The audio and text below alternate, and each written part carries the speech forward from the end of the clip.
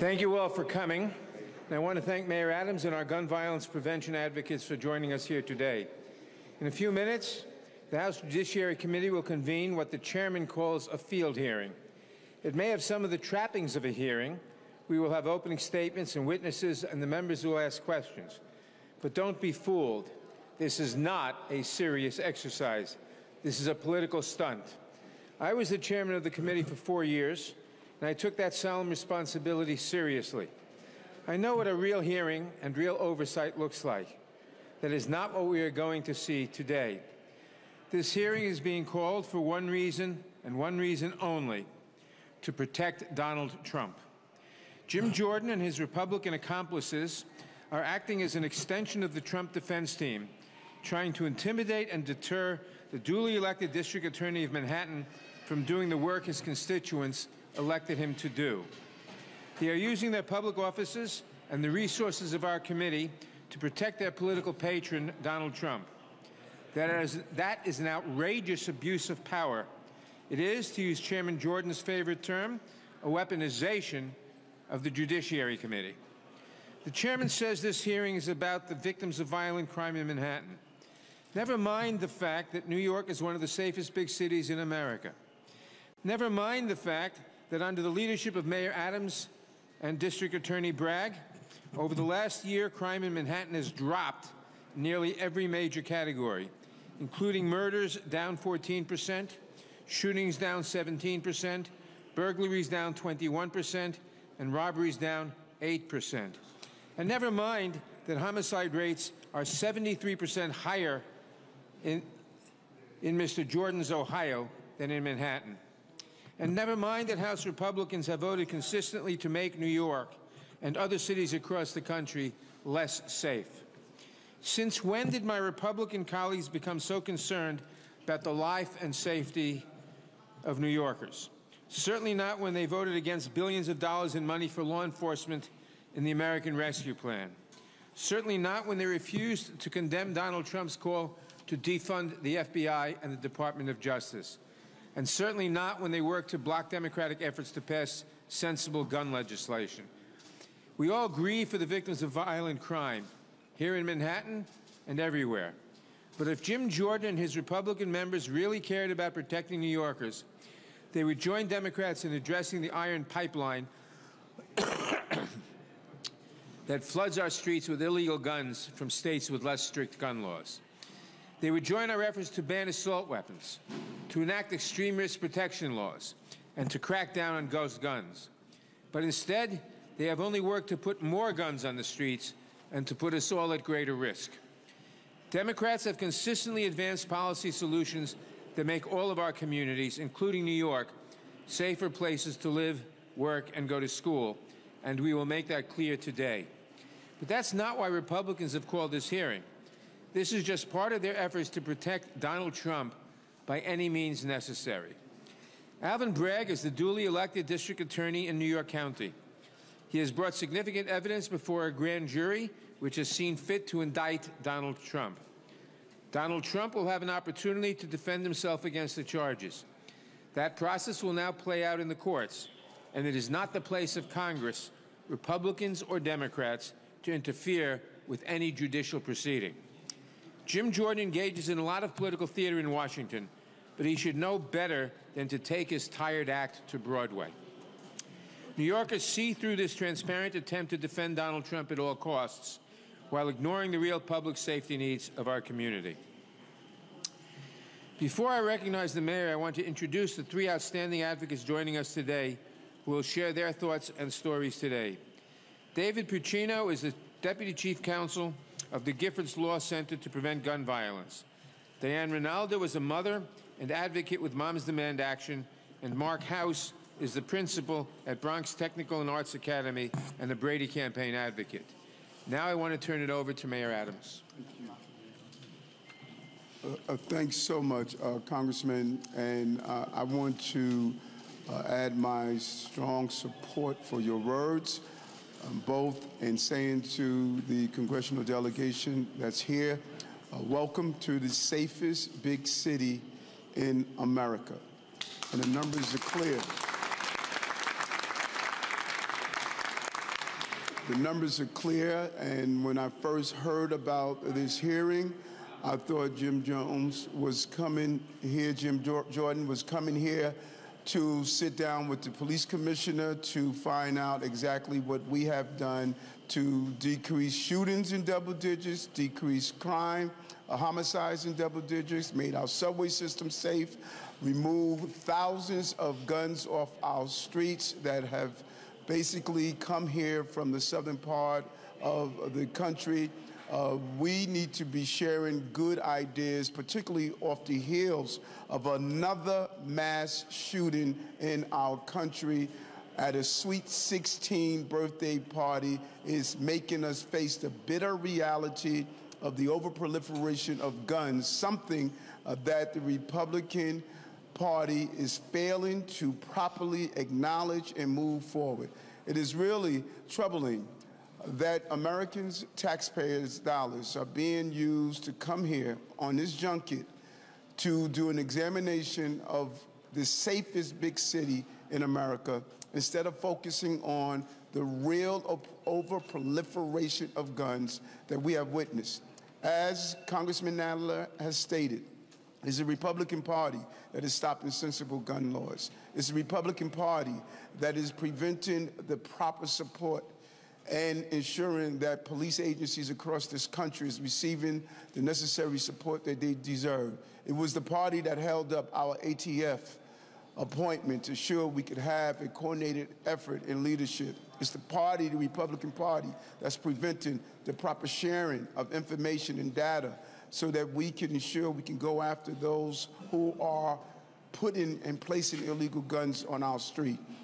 This should not be the focus of today, of attempting to move away the attention of what DA Bragg is doing in this current indictment on the former president. We need to focus on how do we deal with the gun violence that is suffocating America and let the DA do his job, and that is the job that he's doing. And I am just pleased to have the congressional delegation from the Democratic Party that's here, that to make sure that we keep the focus on the violence that we're seeing sweeping our country, particularly in gun violence. That is where our focus should be, and I am proud to be standing here with Congressman Nadler and the remaining congressional delegation, not only from New York City, but part of the Judiciary Committee, to keep the focus where we should be keeping the focus. Again, thank you, Congressman.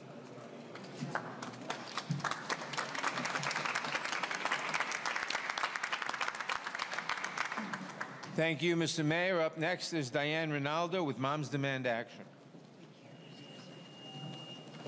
Thank you, especially to Representative Nadler, my representative, Mayor Adams, and the other representatives here today. And thank you to Moms Demand Action and Students Demand Action and our partners in gun violence prevention across New York City. My name is Diane Rinaldo. I'm a little bit nervous. I live in Manhattan, and I raised my children here. And I'm a volunteer with the New York chapter of Moms Demand Action. Raising kids in the age of mass shootings, live shooter drills, and for too many under the threat of daily gun violence has created a sort of collective trauma across this country. My daughter's public school was built in a former warehouse where the classrooms were situated in the middle of the building and the walls were made of glass. She came home one day after one of those horrible active shooter drills, and she said, "Mom, it's crazy. I don't stand a chance. There is no place to hide." But you know where she was actually the least safe? When she left New York to go to college in South Carolina. I will never forget the day she texted me while in a lockdown in a store near campus, while up the street an armed assailant held someone hostage and then shot and killed his former employer. My son went to school. He's in Indiana, where there have been multiple armed suspects on campus, too many off-campus shootings to recount here, and tragically, 2 of his peers were shot and killed in separate incidents the same week of October 2020 during fall break. After the Uvalde school shooting last year, my son called me. He said, "Mom, it has happened again. What am I going to do when I have kids? Do I have to homeschool them just to keep them safe?" Do you know that in college hallways across this country, officials hang signs with instructions for our kids to run, hide, fight? What are we doing? Our country was still reeling from mass shootings in Nashville and Louisville when we had another shooting Saturday night at a birthday party in Dadeville, Alabama, where 4 young people were killed and 28 people injured. 5 teenagers remain in critical condition. A pastor from the community said, "The shooting has rocked the small town where serious crime is rare." Collective trauma, no matter where we live. And what is the single common denominator? Easy access to guns. Americans are fed up and sickened with this epidemic of gun violence across this country and want to see action from our government. But instead of staying in D.C. and doing their jobs, the Republicans, the gun lobby allies on the Judiciary Committee, come to New York simply to score political points. If they actually cared about combating violent crime, they would do something about it. They would have to acknowledge that weak federal and state laws are responsible for the majority of crime guns trafficked into New York. If they actually cared about combating violent crime, they would support sensible gun laws, popular laws like background checks on all gun sales, a federal red flag law to keep guns out of the hands of people who pose a serious threat to themselves or others. And if they were serious about combating violent crime, they would ban assault weapons. We say to Republicans playing games with our lives and our children's lives, we see you. And as long as your agenda remains to put more guns in more hands, in more places, we will not give up the fight. That's why I'm grateful to Representative Nadler, a gun sense champion from the beginning, and our other gun safety champions here today. And I am proud to stand with the many people across this great city dedicated to making our communities safer. Thank you.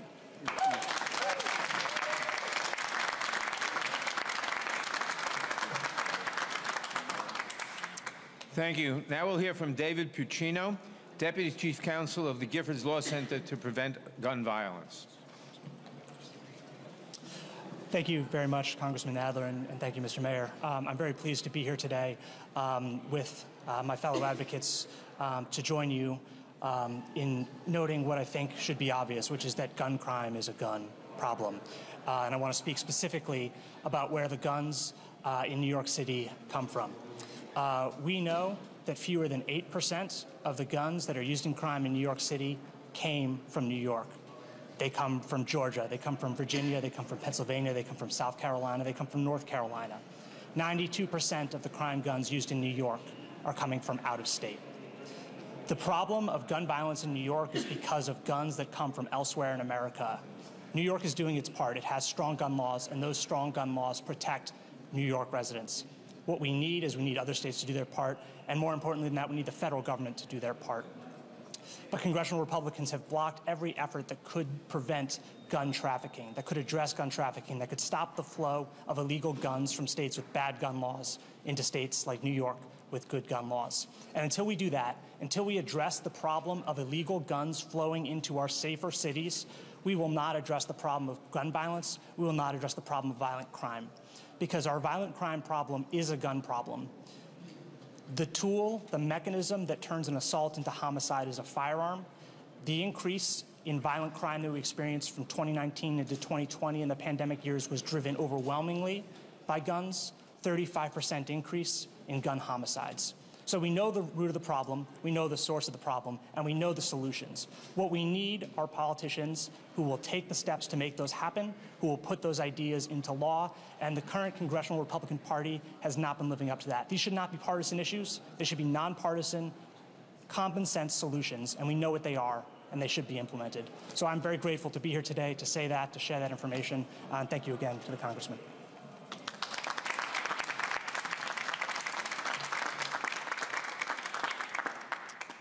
Finally, we have Mark House, principal of Bronx Technical and Arts Academy, who is representing the Brady campaign.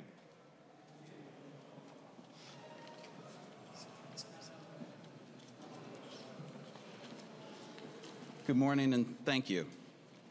Mayor Adams, Chairman Nadler, distinguished members of Congress, thank you for having me here this morning. My name is Mark House, and I'm the principal of Bronx Engineering and Technology Academy. I serve as that principal and have for some time. I also sit on Brady's New York Regional Leadership Council. That's why I'm here today. But I'm also a parent. I send my girl to public school, and I speak for them too. I told my students I was going to miss first period today, to come down here and try to speak a little truth on their behalf. Let's take our visiting politicians at their word today. Let's assume that they want to talk about violence in New York City, my city. Well, then let's talk. What makes violence in our city, their cities, their states so violent? Simple, guns. But they're not going to talk about that today. Unregulated guns, unrestricted sales, no background checks. 9 out of 10 of the guns that show up in our city, on our streets for crimes, they don't come from New York. American gun violence is a public health epidemic, and it's impacting our kids. They're the ones bearing the cost. Because of the failure in Congress to act to strengthen our laws, my students, my own child, have to regularly partake in school lockdown drills that I administer, I direct. I have to teach our kids how to hide, how to secure the doors in their classrooms, how to stay quiet so somebody with a gun doesn't hunt them down in their own schools. Enough. It's traumatizing. For me, it's traumatizing. For them, it's traumatizing for their teachers. Why don't we spend our time and energy doing something more productive? Why don't we craft some common sense gun laws, ones that most of us agree on, folks that own guns and folks that don't? That would make more sense of our time today, I would think. New York law is strong and it works, but without federal action, we will always be at the mercy of states with weaker gun laws. States like Ohio, Louisiana, and Florida. And today, lawmakers from those states, who all have far more gun crime as a percentage than New York, have come here to criticize my city. We have taken strong action to prevent violence here in the city from guns. Why haven't they? Enough. Enough of the hypocrisy.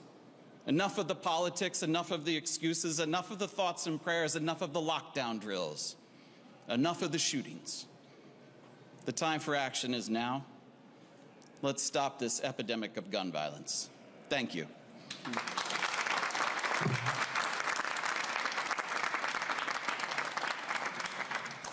Thank you all for coming this morning. Thank you again to the mayor for his leadership on this important issue and for his work keeping New Yorkers safe. And thanks again to David, Diane, and Mark for sharing their ideas, their stories, I should say. Over the next couple of hours, you will hear my Republican colleagues weave an intricate tale full of lies, misinformation, and conspiracy theories. Keep in mind what you heard here today. Republicans claim to care about violent crime, but their record of preventing us from doing anything to end this gun violence epidemic says otherwise. Thank you. A couple on-topic questions. Anthony? Congressman, talk about the cost that this is to taxpayers by bringing essentially this Washington hearing to New York City with the security and all that effort, and if that money would be better spent, say, coming up with other ideas to combat gun violence across the country. Well, I don't know off the top of my head how much it costs to bring this hearing here. with all the attendant costs. To bring the people here, to bring the security here, to bring the staff here, to rent the hotel rooms. It's got to cost several tens of thousands of dollars, I should imagine. I'm not in charge of it, so I don't know, but it's got to cost several tens of thousands of dollars, and obviously we could spend that much more productively on law enforcement. Thank you. Question for you, Congressman Nadler or Mr. Mayor. We've seen in the past few weeks here, Marjorie Taylor Greene coming here, Jim Jordan, other House Republicans, they're all beating the same drum, saying that this is basically a crime-ridden hellhole. You guys just pointed out that it's actually their districts that have higher crime rates. Is it time for Democrats to host a field hearing in their districts and point out the discrepancy there? Well, we'll have to consider that. I will point out that it's very difficult because the Republicans control the appropriations for the committee. Question for Mayor Adams. Mayor, were you asked to testify at today's hearing? And if so, what was your response? And the second question, if I may, is are you putting on extra NYPD officers today, and what might be the cost to the city as a result of today's exercise? No, we were not asked to testify. I was not requested, and none of the city hall employees or staffers were asked to participate. Of course, the New York City Police Department is going to be here to make sure that everything is done in a peaceful manner, and there's always a cost that's attached to that. That exact dollar amount is not clear right now. We don't anticipate any disruptions, but if it is a form of disruption, that is also going to have additional costs attached to it. Thanks all.